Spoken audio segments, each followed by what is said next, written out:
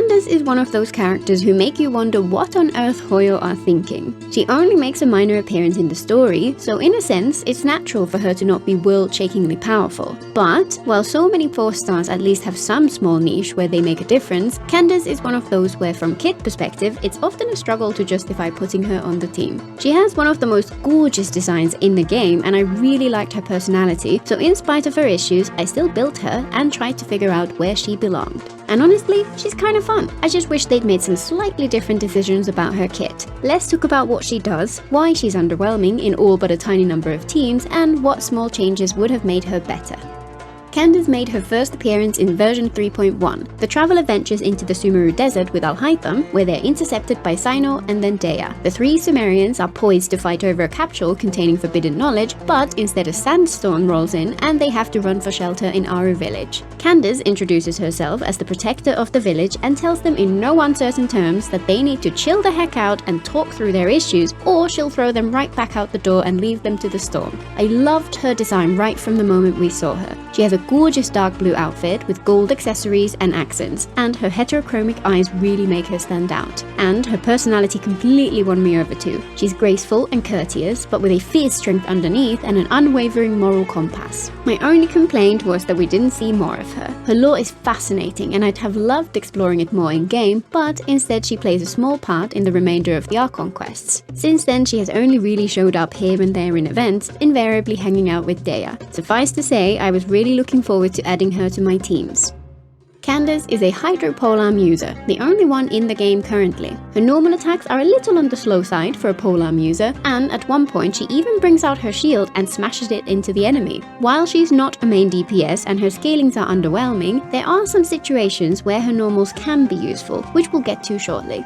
Her skill has a tap and a hold version. If you tap it, she dashes forwards and smashes her shield into the enemies, causing hydro damage and knocking them backwards. If you hold it, she'll first raise her shield and block incoming attacks while gathering her strength. If you release her hold skill quickly, she'll perform the same shield smash as the tap version, but if you wait long enough, she'll perform a more powerful strike with her infused spear instead. Additionally, if she gets attacked while holding her skill, she finishes gathering her strength instantly, which means that if you time it right, you can use her more powerful spear strike without having to wait around for it to charge. It's not quite the same as a true counterattack seen in characters like Yunjing or Beidou, but it feels pretty similar overall.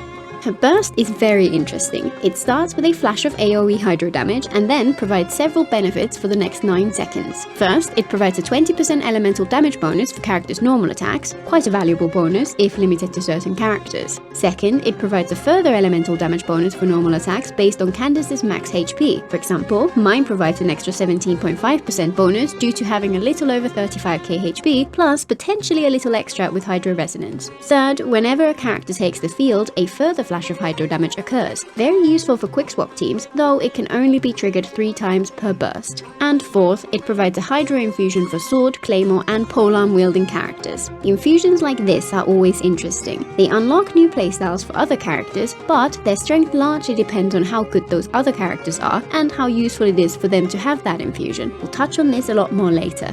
For the most part, Candace's constellations are fairly uninteresting. Her C1 increases the duration of her burst buff by 3 seconds, which halves their downtime. Her C2 gives her personal 20% of HP boost when her skill hits opponents, which in my case increases her HP by about 3k, giving a meager 1.5% increase to her damage boost. Her C3 increases her burst talent level, C4 shortens the cooldown of her hold skill to match her tap skill, and her C5 increases her skill talent level. Her C6, however, does actually make a more noticeable difference. It adds coordinated attacks to her burst, providing a little extra hydro damage and noticeably increased hydro application in close range, which makes her much more valuable in many teams. While her C6 is pretty good, overall it's not that big a game changer. Even with it, she still falls behind other options in most of the niches where she'd fit, and in teams where you want a hydro DPS to be triggering reactions, it can actually hinder the team's overall damage.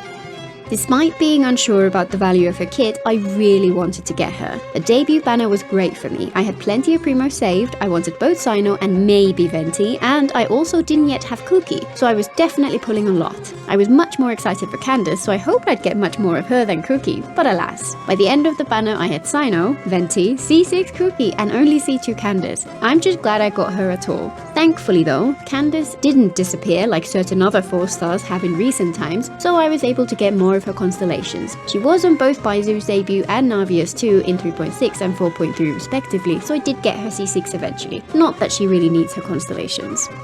So what's her actual role in the team? Before we get into it, it's important to note that if you're not looking for a character to use when challenging the hardest content in the game, Candace is perfectly viable. If you just love her design or character and want to use her as your main when exploring the world and completing the story, then she's more than good enough. For the content where it does matter, personally, I find that she is most effective as a normal damage buffer, similar to Yunjin. Candace's buff has fewer limits than Yunjin's, but it's inserted at a different point in the damage formula, which makes it noticeably weaker, so even in this role, Candace is definitely second rate. Her secondary role for me is a Hydro applier, though again, she has downsides. Most importantly, it only applies Hydro within a very short range, so for a lot of teams is not much use, and it's also kinda reliant on her C6. If you don't have it, then she doesn't do much. And even with it, she's nowhere near as effective in this role as others such as Xingqiu or Yelan. The only true unique thing she brings to the game is that normal attack infusion, and sadly, this doesn't really have much use with the current roster of characters. It tends to only really see much use in the kinds of teams you might use in the overworld rather than in challenging combat, and even there, the fact that it's built into her burst is a noticeable downside. She can also fulfill very niche role as a shatter DPS. Those blunt attacks with her shield can shatter frozen enemies. To maximize this, you'd have to give her an unusual build, however, and it generally has low damage potential at the best of times. Plus, she can only shatter at a fairly low frequency, so again, it's a bit underwhelming. And as a self-infused main DPS, unfortunately, she has low attack scalings and attacks slowly, so you will need exceptional equipment to do real damage. Assuming you're building her as a support, by far the highest priority for Candace is to build up her ER as much as possible, since her burst is the most important part of her kit. 200% is just about the minimum for her to feel comfortable, though you'll often see her requirements listed as significantly higher than that. Once you have a good amount of ER, she mostly cares about HP. Guides often advise to invest in crit stats for her, but her damage is so underwhelming that I find those recommendations really odd. On-field DPS Candace would want a very different build, focusing on more traditional Hydro DPS stat balance of attack, Hydro damage and crit. This sacrifices the strength of both her buff and her burst, skill and coordinated attacks in favor of increased normal attack damage, which is likely to feel very underwhelming overall. For Bloom teams, likely with Nilo, she'd want a full EM build instead, while for Hyper Bloom, most of her stats are kinda irrelevant, so it'd probably be a coin toss between DPS build and EM build. Arguably, her best weapon in general is the Favonius Lance, which gives a decent amount of ER while also helping out the entire team with energy generation. The Engulfing Lightning would be a great option too, due to its fantastic ER subset, but it's a little wasted on her in general. Other ER spears such as the Catch, Prototype Star Glitter or Skyward Spine would all be good options. The Rightful Reward is also a great free-to-play option with a passive that helps Candace's ER requirements and a HP substat which helps boost her attack bonus. The Staff of Homa also provides a little HP from its passive, though again, it's best used elsewhere. Alternatively, the Black Tassel has an even stronger HP substat, though it does require a lot of ER from her substats to give a balanced build. Kitaian Crossspear also deserves a notable mention for her when used in a Bloom team specifically, since it provides EM and also helps with energy needs. Generally speaking, Candace is best built with HP main stat for all three artifacts, which maxes out her damage buff, though she can use ER Sands if you don't have enough from her weapon and substats. If you equip her with a Favonius Lance, then some crit rate from her substats is also essential to trigger its passive. For a more attack-focused build, you could use a Hydro Goblet and a Crit Circlet, though again, I don't feel this is worth it overall. If you end up using her as a Bloom driver, you'd want to go full EM in every respect after reaching ER requirements, and for Hyper Bloom team, really only ER would matter. In terms of sets, her ideal is 4-piece Noblesse to provide an extra buff to the team, though she's also pretty decent with 2-piece HP and ER combinations. And with the right artifacts, a 4-piece Instructor set can be viable. 4-piece Emblem could also be an option if you do want to aim for a little more damage. Candace is one of those characters where only a small part of their value comes from their talent levels, so it's actually possible to get the most of her without leveling them at all. If you do want to level them, her burst and skill are fairly equal in terms of damage, though leveling her skill does also make her skill's hold version shield damage absorption stronger too. I've personally only partially leveled them. My partner has his leveled, so I've been able to compare, and it made very little difference. For some characters like this, Sucrose for example, this feels like a positive. In Candace's case, it feels like another sign that something's a little off about her kit. Of course, if you do want an on-field main DPS Candace, you definitely want to level up her normals first. So, which DPS characters does she actually work well with? While there's a long list of characters which she could have worked well with, when you actually try her out with most of them, she really is underwhelming. However, there are a couple where she worked really well, and a couple more where she's just kinda decent enough. Before we get into the more powerful teams, it's worth noting that she can be very valuable in the early game. Everyone gets a copy of Kaeya, and pairing him with Candace is a fantastic way to get past difficult enemies who are vulnerable to being frozen. Kaeya applies cryo regularly via his skill due to his low cooldown, plus if you can keep his burst available, it'll be even more comfortable. The main caveat here is that Candace will need lots of energy recharge to make this work, which can be difficult to achieve early on. In my experience, Candace has by far the most synergy with Ayato. After all, he can actually make use of every part of her kit. They work particularly well together in Mono Hydro. These teams are rarely discussed since they're often underwhelming, but teams like Ayato, Candace, Kazuha and Xingqiu or Yelan are way stronger than you'd think and are easily good enough to challenge the Abyss. There are slightly stronger versions of this team which use Furina and Jean, since Furina herself provides great damage, but it's always nice to find teams which don't rely on the best character in the game. Though that said, a freeze team with Furina and Charlotte can be pretty fun too. Ayato's vape teams have often felt oddly underwhelming to me though, and when I tried Candace in these teams, the damage didn't quite match up.